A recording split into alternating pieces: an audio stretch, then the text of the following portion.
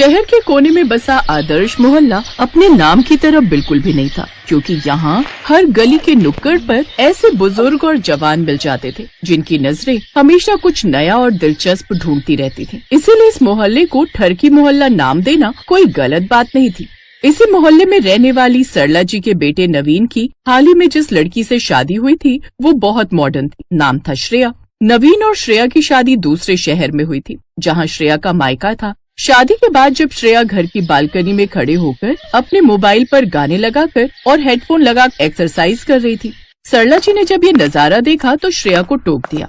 श्रेया बहू, वो मैं कह रही थी तुम इस तरह से बालकनी में एक्सरसाइज वगैरह मत किया करो। ये मोहल्ला तुम नहीं जानती हो, ठरकी लोगों का है। दूसरों के घरों में झांकना, उनकी बहू बेटियों को ताड़ना यहाँ के ठरकी लोगों की आदत है। तुमने देखा होगा यहाँ पर बालकनी में कोई भी लेडी खड़ी नहीं होती, सब घर के अंदर ही रहती हैं। पर मैं अंदर नहीं रह सकती ना मम्मी जी, मुझे कॉलोनी और सोसाइटी में रहने की आदत है। मैं हमेशा से ऐसे ही एक्सरसाइज करती हूँ। प्लीज, मैं किसी के लिए अपने आप को बदल नहीं सकती। मैं जैसी हूँ वैसी ही रहूंगी। आप मुझे आज के बाद टोकना मत। जिसको मुझे देखना है देखता रहे। मैं वैसी ही रहूंगी जैसे हमेशा से रहती आई हूँ। सॉरी।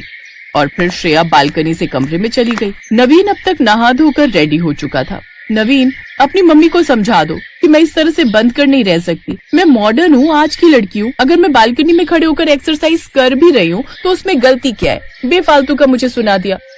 अरे वो हमारा मोहल्ला ही ऐसा है, इस वजह से मम्मी ने बोला होगा। अच्छा तुम अपना मूड मत खराब करो, रेडी हो जाओ, हम कहीं घूमने चलते हैं। वैसे भी अब 2-3 दिन बाद मेरा ऑफिस खुल जाएगा, फिर बोलोगी कि मैंने तुम्हें टाइम नहीं दिया।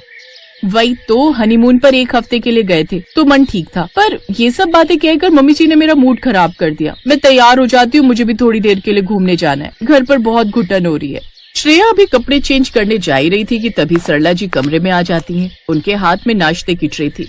बहू, मैंने तुम्हारे लिए गरम गरम आलू के पराठे बनाए हैं, तुम्हें पसंद है ना? सॉरी, मैंने तुम्हें ज्यादा ही बोल दिया। मम्मी जी, आप सॉरी क्यों कह रहे हो? सॉरी तो मुझे कहना चाहिए, मैंने भी तो आपको पलटकर उल्टा जवाब दिया। I am sorry. आप मेरे लिए कितना सोचते हो, पर आप मुझे प्रॉमिस करो, अब इन मोहल्ले वालों की वजह से हम दोनों कोई बहस नहीं करेंगे, कोई लड़ाई नहीं होगी। प्रॉमिस। अब हम दोनों सास बहू कभी नहीं लड़ेंगे, जिसको जो कहना है कहता रहे। मेरी बहू लाखों में एक है।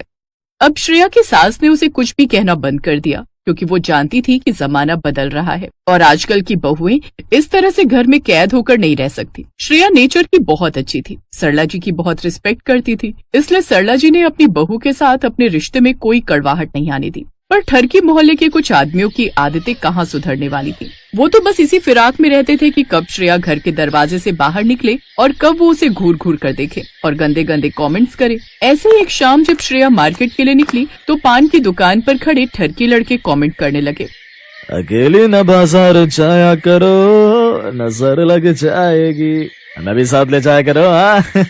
अरे भाई, मार्केट में आजकल ब्लू जीन्स बड़ी चल रही है, मैं भी सोच रहा हूँ ब्लू जीन्स ले लूं, मैचिंग मैचिंग।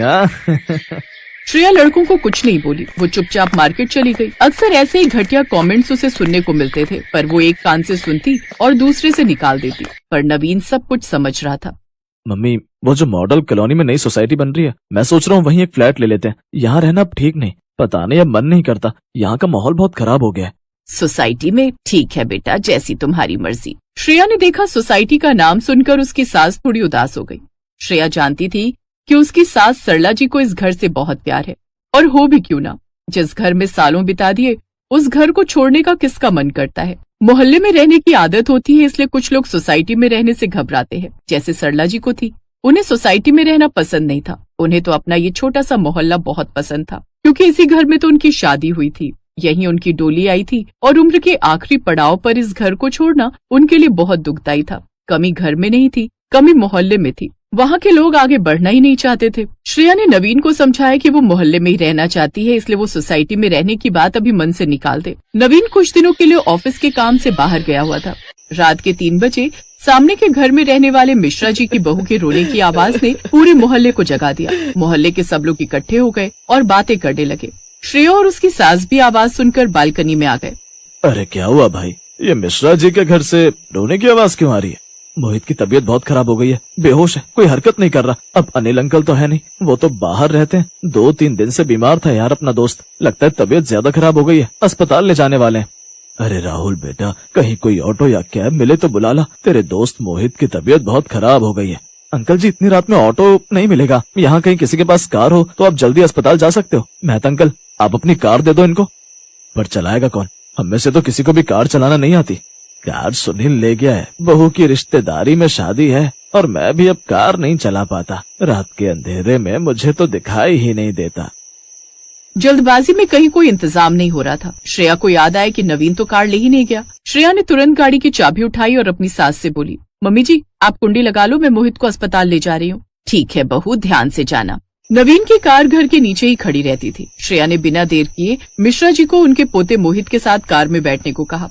ये वही मोहित था जो रोजाना श्रेया पर गंदे कमेंट्स करता था। कुछ ही देर बाद मिश्रा जी और उनके परिवार के लोग श्रेया की कार में मोहित को लेकर अस्पताल पहुंचते हैं। समय पर मोहित का इलाज हो जाता है और मोहित ठीक हो जाता है। आदर्श मोहल्ले के सब लोग श्रेया की बहुत तारीफ करते हैं और इस तारीफ में मोहल्ले के ठरकी लोग भी शामिल थे। जो ठरकी मोहल्ले वाले कल तक श्रेया के लिए बुरे कमेंट करते थे, आज वही ठरकी लोग उसका पूरा सम्मान कर रहे थे। मोहित और बाकी सभी लड़के भी श्रेया को सॉरी बोलते हैं। सब जानते थे अगर श्रेया न होती तो मोहित की जान बचाना मुश्किल था। आदर्श मोहल्ले ने अपने नाम के आगे से ठरकी मोहल्ले का टैग हटा दिया। अब सब लोगों के व्यवहार में भी सुधार हुआ और ठरकी मोहल्ला फिर से आदर्श मोहल्ला बन गया।